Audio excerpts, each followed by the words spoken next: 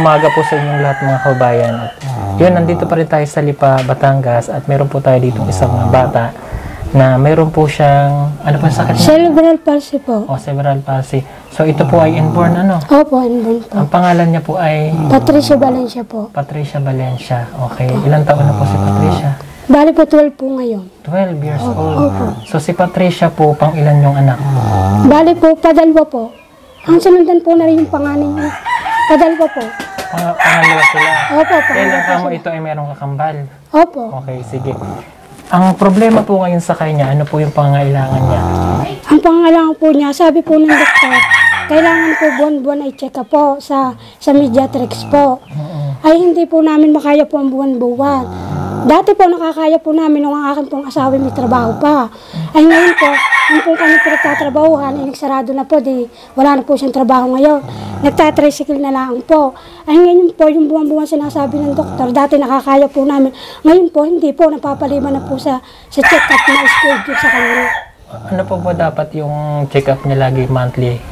Monthly po, sa Mediatrix po. Ay ang bayad po sa doktor ay 1,000 na po, sa doktor lang po yun. Wala pa yung gamot? Wala pa po ang gamot. So, ibig sabihin mo, kailangan, yung gamot din niya, hindi niyo rin nabibili? Hindi, nabibili po yung isa, gawa ng hindi po pwedeng hindi bibili po may yung maintenance siya, diba? isa po't dinadaanan po ng sama ng lasa pag hindi po nabibili. Pero yung pong mga kambal na gamot, may mga kambal pa pong gamot eh. Minsan po, hindi na po nabibili yung mga kambal, yung tutok na lang po sa gamot na isang, para hindi po sa daanan ng sama ng lasa. Bago ang gatas po niya, sadya po nga sabi ng doktor, Pediasure. Ngayon po, hindi po namin makayanan ng Pediasure. Minsan po, Berbral. Pero sadya pong Pediasure, sabi ng doktor. Gawa daw po sa mga buto. Hindi po namin susuportahan yung mamahaling gatas.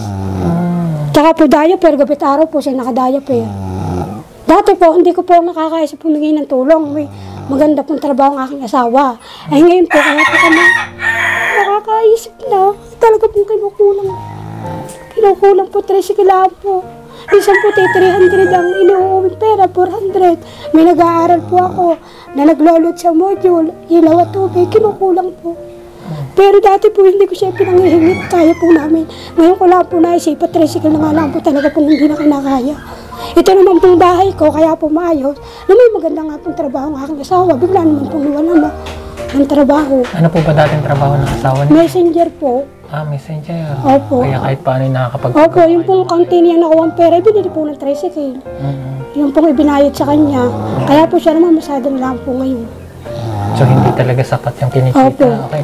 So, kailangan nung anak mo gamutan, ano? Gamutan po habang buhay po. Kasi habang buhay ito eh. Opo. Ang gusto ko po talagang mahingi yung may libre ang check-up niya. Buwan-buwan. Sa doktor, minsan sabi ng doktor, bet daw ganyan ako kung bumalik. Di pinaliwanag ko po sa doktor na hindi ko kaya. Minsan po dapat buwan-buwan, minsan 3 buwan ko na ibabalik, 4 na buwan. Ganun po. Tsaka po yung pangangailangan niya, yung mga gatas, diaper. Hindi nila tutukoy. Minsan nga po yung mga pangama na lang nilalagay ko sa araw, totoo po yun. Sa gabi na lang po, ko po dinadiaper para tipid. Naririnig ko yung parang humahagok siya ate. Ano yun? Ganyan na talaga siya? Pag po siya may gantong taginit po, siya po may sakit ding hapo, halak. Hinahalak po. Ngayon po may halak po siya. Basta po hinalak siya, mga antibiotic din po ang gamot. Yun pong pasangab, yung nebulizer po siya. Yun, hihiram na lang po ako ng nebulizer. Yung sakit niya ate sa... Ano yung status ng sakit niya? Di ba may kanya-kanyang ano yan? Yung mga may cerebral palsy na ganito, iba-iba ng category, di ba? Yung sa anak mo medyo malala ba? Malala po. Gawa po yung brain niya kamo ay... Hindi po naganang kabahan. Sinitiskan po lahat po sinura, hindi po nagana. So kaya wala siyang nakikilala? Opo. May nire-reseta din pong vitamin sa utak. Ay ngayon po, pinatigil na ng doktor. Gawa ng para gamitin po ng doktor. Hindi rin daw po naging improve. Ano mo, nakikilala ka ba niya? Nakikita ba siya? Para po makakita. Pero yung po, parang nakakadilig din po siya kasi pag po nagkakainan kami yung tunog ng mga ano, parang napapalinga po siya. Pero pag kinakausap niyo po siya, wala siyang mapanggit sa salita. Ganyan lang po, nene, yung mga ganyan. Never siyang nagsalita? Never ang nagsalita. Naungi lang po. Bago ang pagkain po nito, sir, bine-blender. Hindi po. Bine-blender? Opo, blender po. Kasi hindi niya malunok po yung sadyang kanin po, ginigiling po. Ang sabi po ng doktor, ang pagkain po niya ay mga prutas. sasamahan ng kanin, gatas po. Ay minsan po saging na putas na lang po ang aking iniaano, pag po may mahina kita at wala pong... Oo, yung kamay niya, no, papayat na. Pero kung na-therapy ito ate, may lambot, ano? Opo, hindi nga po napagpatuloy ang therapy. Dati nung nati-therapy, may lambot siya. Opo. Pati yung dito niya, matigas na, ano? Opo. Oo nga, ano, hindi niya na maiganon. Opo. Pero sabi po ng doktor para sa tingin daw po nila yung parang ganito na lang daw po kahit daw po therapy. Para daw po, sabi po ng doktor, ipagpasalamat ko na lang daw sa Panginoon Diyos, malakas buhay siya. Sa tingin daw nila 50-50 na rin daw po makalakad. Tinapat na po ako ng ganto. Oo, ay hindi na talaga yan kasi yung ano niya, ano. So ito pong anak mo, si Patricia, ay merong kakambal. Opo. Oo, pwede po namin, pwede natin makita yung kakambal. Opo. Tingin kanina. Oo, yun, napakagandang bata, ano. Kamukha nga niya. Ayan. O ito po yung, anong pangalan mo? Fatima po. Fatima Patricia. Opo. So kung naging normal siya, ganito na rin siya kalaki. Opo. Magkamukha nga sila. Tsaka sir, kaya daw Ang po, bata, o tinan niyo po, ito yung kakambal niya. So, paano niya nalaman noong pagkapanganak mo? Nakita ka mo na ba na ako po sir, nagpa-ultrasound po. Ngayon, ang akin pong ultrasound ay parang simple lang ultrasound. Kumbaga po, hindi po nakita, nakambal. Nakita po dun sa parang papel ng ultrasound, ito lang po, malaking bata raw po. Ngayon po, kung alam ko pong kambal, sana po sa ospital ako manganganak. Umasa po akong iisa, kaya sa bahay po ako nanganak. Ngayon ako po nagulat. Sabi po sa akin ng hilot, Nini, umiri ka pa at may isa pa. Para pong nagulat ako, tumasa naman po akong isa. Di parang iniri ko na rin po, hindi naman po pwedeng. Ngayon po, yung pong aking hilot ay magaling din po. Siya po ang nagpaligo sa amin, at saka si dalawa kong ito. Napansin po siya ng hilot. Ang sabi, Nini, patingnan mong isang arit, parang may sakit.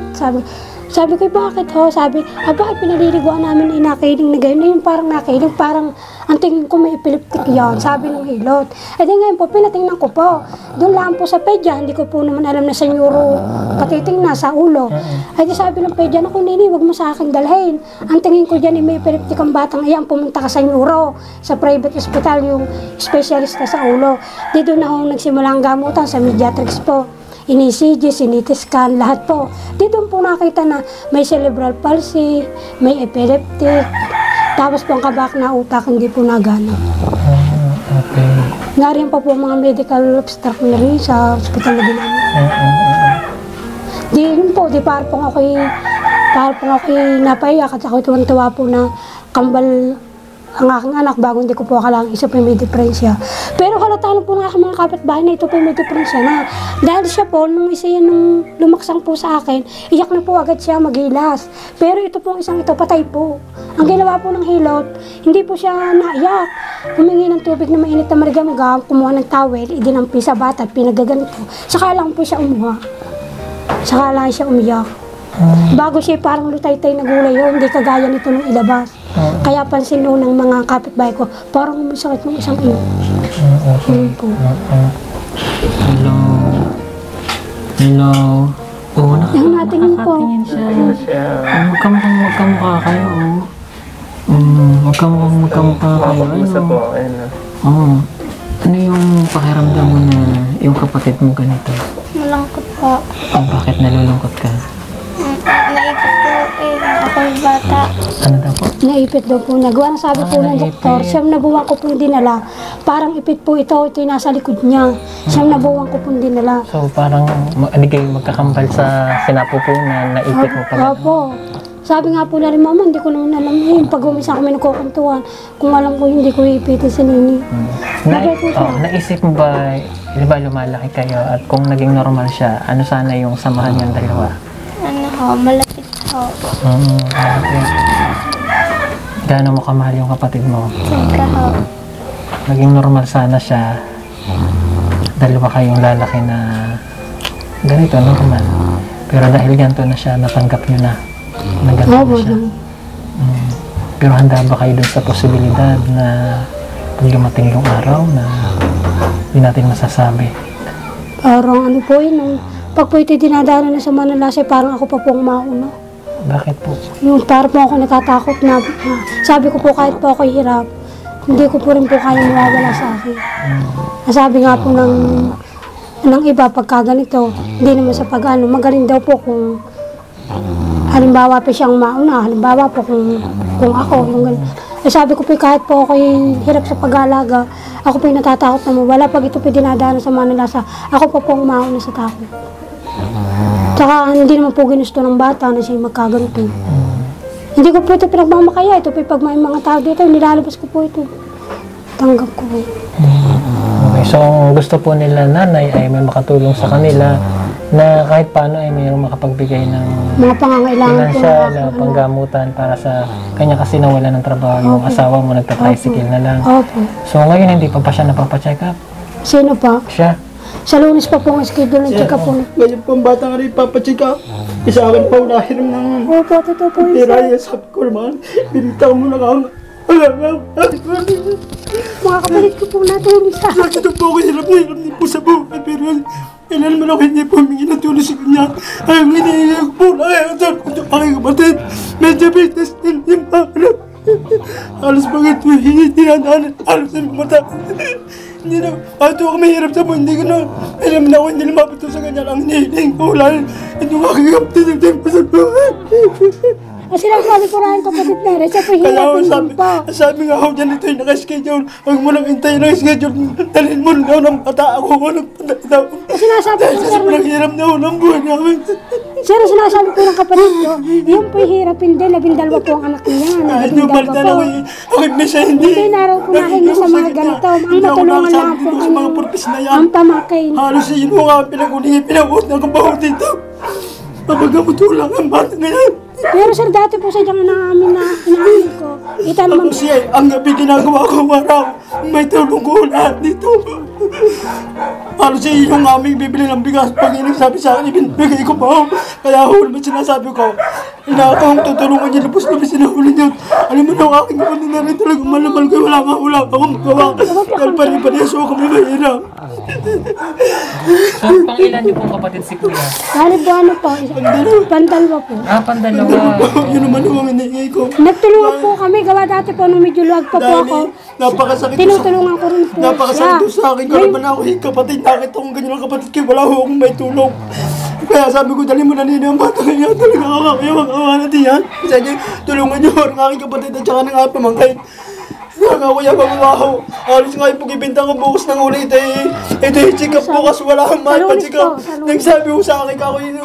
Uli, ibibinta ko muna yung aking unidad. Ibibigay ko muna sa'yo para ang batang yung mapacheck up. Kaya naman ako nahingi sa inyo ng konting tulong. Sige po, sige po. So ang problema natin ngayon ay kung paano kayo makakapagpa-check up kanyo. Ano? Oh, sige ate. Ang check up nyo by Monday. Kailan ang check up nyo? Monday po tsaka Webes. Sa loob po ng isang linggo, 2 beses pong na-duty ang doktor. At saka po yung nga po, masuportahan yung check-up ng bata, yung pangangailangan, mga diaper, mga gatas, yung basta pong pangangailangan, mga gamot. Sige po at pagpasensyahan nyo na lang yung aking maitutulong para maipa-check up nyo yung inyong anak. Kasi hindi nyo na yun pwedeng, hindi siya pwedeng patagalin eh. Kasi ilang na delay na yung check up niya. Bali po ito po kung kami po ibabalik sa Lunes CD, 4 po. Okay, sige. Sana natin makatulong ha. Pasensya na muna dito sa unang Sir, tulong salamat namin, po, ha? salamat po Maraming salamat sa inyo. sa inyong tulong. Salamat Sige po. Opo. At hangad ko na kahit paano, mapacheck up niyo siya ha. Baby, yan si Patricia. Oh. Laban lang na may sakit kang diabetes eh. Kasi paano pagka ikaw naman Kaya nagkasakit? nga po, Ingatan mo yung diabetes mo kasi kakambal ng diabetes. Marami yan. No? Kaya pag-ingatan mo para yung mga anak mo makikita mo pa. No? Fatima, mag-aaral kang mabuti ha. Nag-module siya, no? opo. Para... Sabi ko nga po, kayo mag-aral ng mabuti at kayo lang ang aasahan namin. Sabi ko nga po sa aking dalaga na po, 11 na po. Huwag muna magbo-boyfriend, hindi ko muna po pinapayaga at baka po makasira sa pag-aaral. Ay sabi ko, kita niyo, paghihirap na yung papa, kayo lang makakatulong. Ay mababait naman po ang aking anak din. mabuti at mababait kayo. Ano? Okay, sige po, mga kababayan. So, siya po si Patricia Valencia po, Valencia, may cerebral palsy. Tapos si nanay, may diabetes. may diabetes naman siya. Pero yung kakambal niya po, normal naman. So yun lang po mga kababayan. No? Salamat po sa inyong lahat at pagka nakabalik po kami dito ay muli kami tutulong para sa kanya. Ha? Ako po, salamat po. Ako po nagpapasalamat po sa inyo tsaka sa programa po. Salamat po. Thank you po. Thank you. Salamat po. Maraming salamat at may Matulungan ako kapatid ko. Opo. Yan. Ngayon, babalik kami dito pagka naka-schedule talaga